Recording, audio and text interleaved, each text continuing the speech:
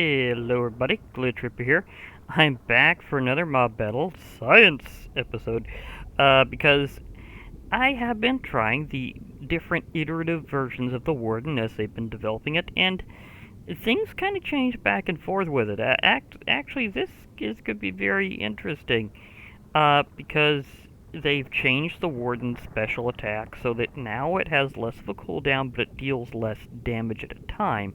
So I was wondering how that works against the Wither.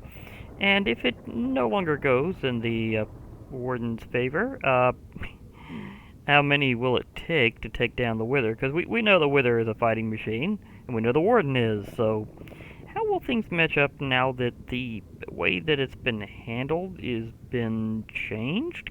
So let's see how this goes. Okay, first of all, we will need both. Just not entirely sure I want to be too close to that, because I'm using that as a place marker for where my portal is below. It's something that I do sometimes, especially when I'm doing top of the nether routines.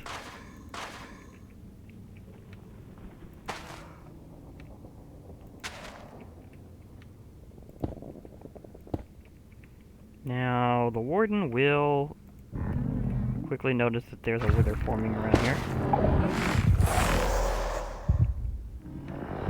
And the Wither will explode and do a serious heralding blast, as usual. Oh, it's just getting mad whenever the Wither exploded in his face. Okay, that was different. Now, as you can see, the Wither is generating some damage. And the thing about the Wither is it also actually gets a little bit of a healing boost every time it directly hits an enemy with its Wither. Skull projectiles kind of have a special purpose. They also kind of boost the Wither's healing ability, or rather say regeneration or self-repair. I mean, it is like that. That's like a now, they kind of treat all regeneration and abilities the same in Minecraft. That's a difference. Well, not entirely. I mean, undead can't have regeneration as an effect, but it can the Wither and other undead bullets. Now, the Wither is making serious quick progress on the Warden, and the Warden is making some progress on the Wither.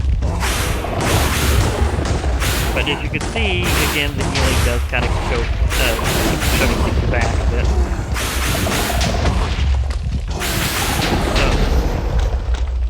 Oh, it blew up the drop. Okay, so that's one Warden down and the Wither is standing, but not for long. Now, when the Wither aggroes on something, it immediately flies above it if it knows that there's a valid target to shoot down on. And the Warden does have a bit more melee range, but it's mainly that really keeps things going in this place. Definitely have a lot of bosses in the future to throw the Warden in. And of course, there's a lot I still haven't thrown the Wither at, actually. Have any idea how many mobs I actually haven't Wither bombed yet? It's kind of crazy when it comes to high-ranking mobs not being Wither bombed yet.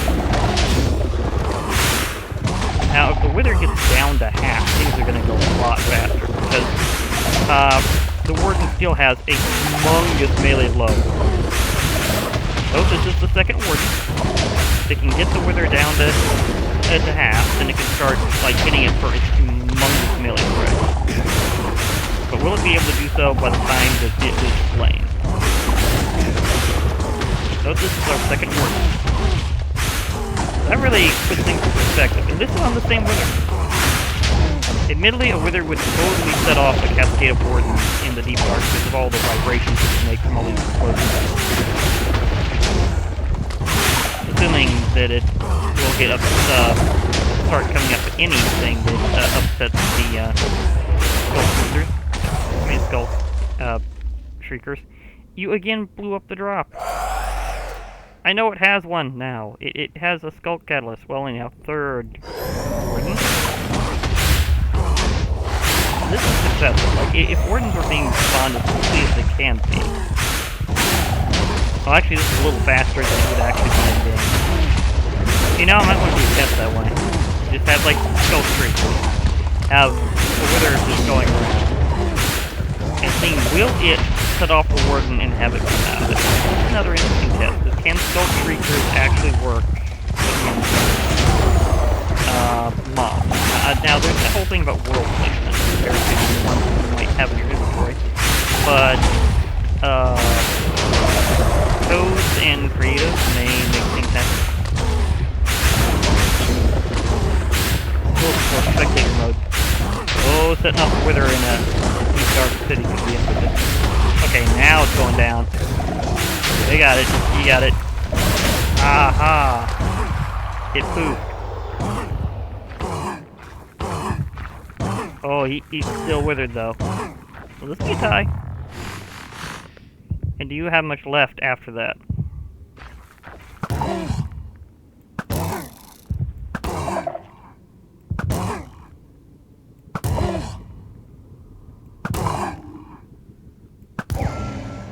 Okay, there's the drop. You get the Skulk Catalyst as a drop from it. And note, that was with a Power 5 bow, so that had a considerable amount of health left on the third Warden. Now, I am wondering, of course, can Shriekers generated by Skulk power do things? Because I'm kind of wondering there if that will naturally set off things there. Or, okay, if I, what is that considered exactly? Probably not regular building blocks.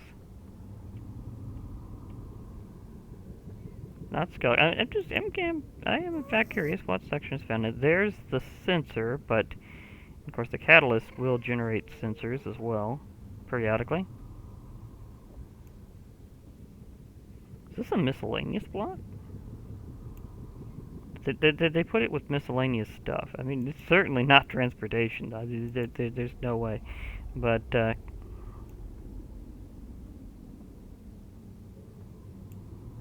know, Echo Shard's going to be found in creative, so that's interesting.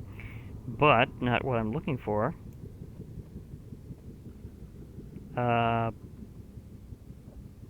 Do we have a Shrieker? Because I have Redstone Sensor.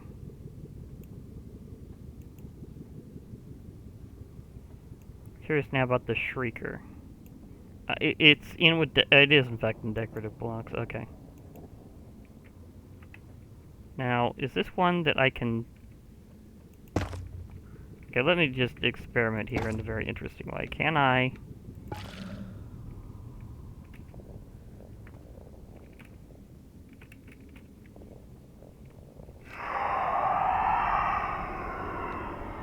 Like if I grab one for creative, can I summon a warden with it? We've got 3. I'm jumping on you. Wow. Oh, I caught the side and then jumped over it. That's interesting.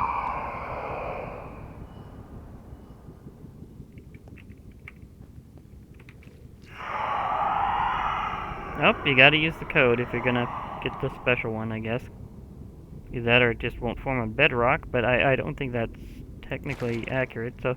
Okay, apparently if I really want to experiment with these and seeing if regular mobs can set them off, obviously I need to set one off myself first. Maybe it just doesn't show up to creative players. Let me do something a bit different here. Again, I'm still experimenting.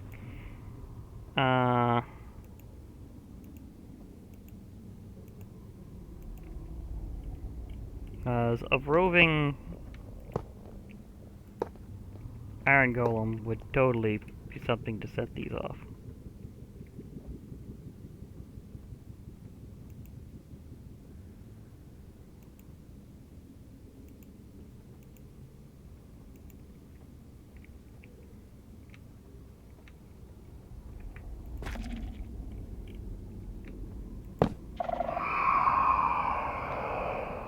So will it work for mobs? And do the ones you can just grab from creative count?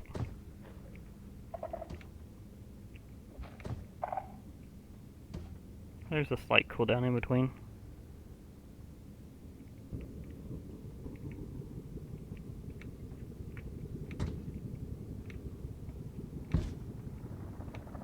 There's a range. Is it not reporting over here now?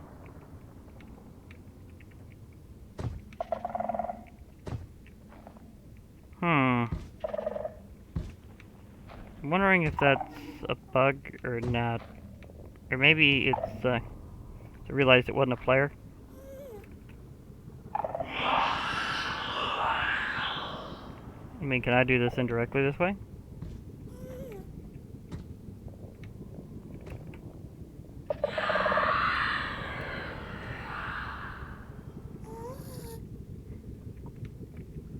Maybe it's less suspicious of mobs. Again, I'm doing some experiments here. Because I just want to know, can I get this just auto-fight mobs? Can I get you to do that? Or is this not a thing that's gonna happen? Like, can I not set it off with mobs? Okay, maybe I just need another iron golem.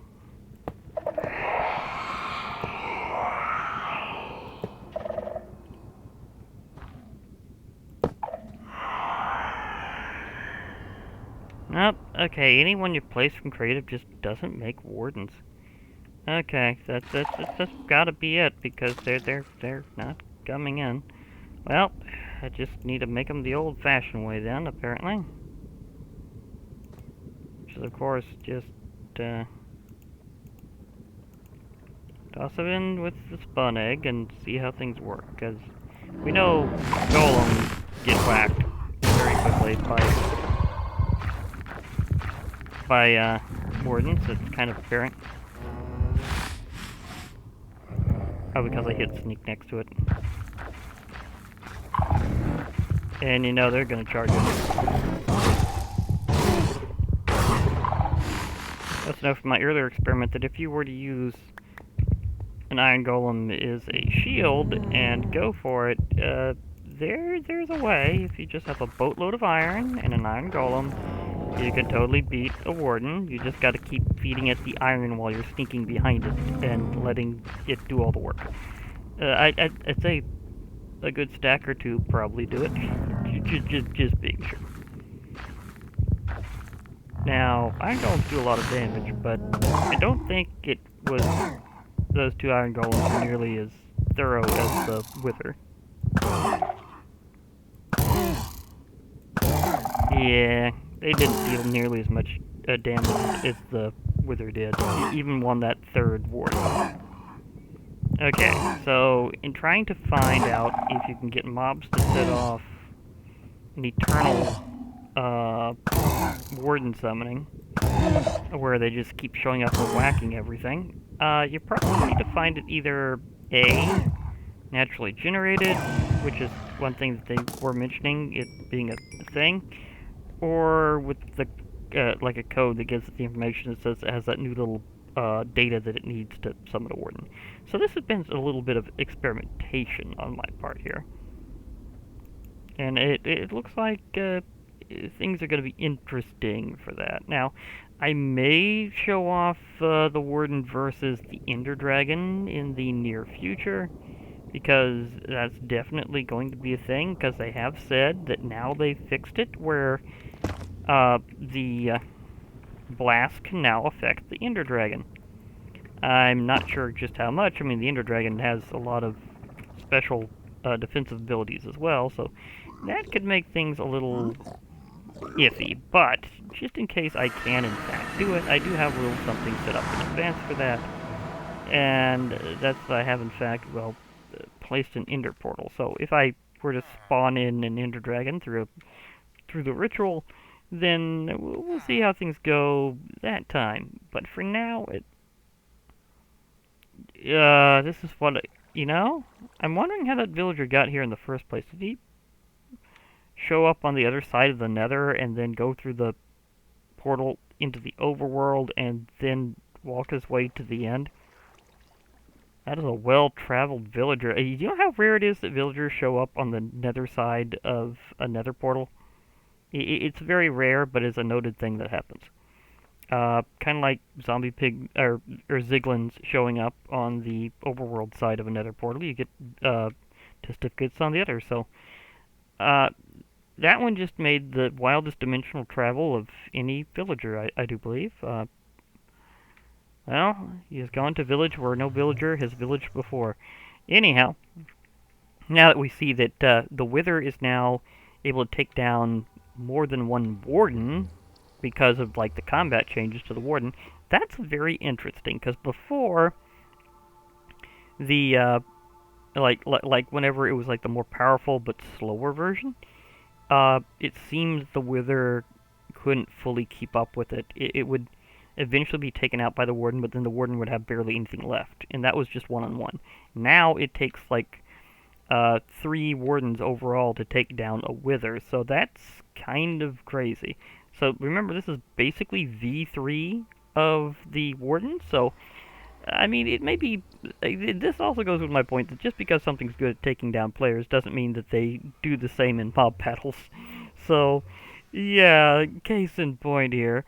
Uh, I think the Wither's going to be even more annoying than before against players, but against other bosses, it could really depend, because the Wither's regeneration and flight really makes it have a seriously brutal barrage against the Warden.